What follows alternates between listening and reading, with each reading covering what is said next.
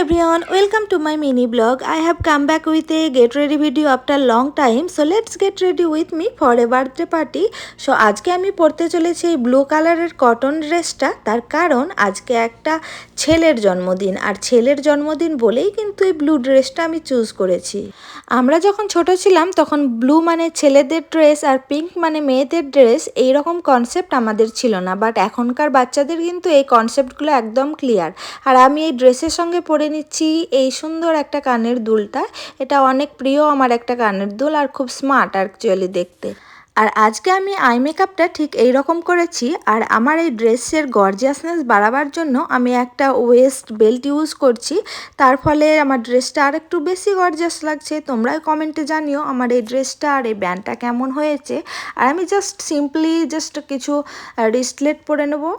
তো সব কিছু করার পর আমি বুঝে পাচ্ছিলাম না আমার হেয়ার স্টাইলটা কি করব।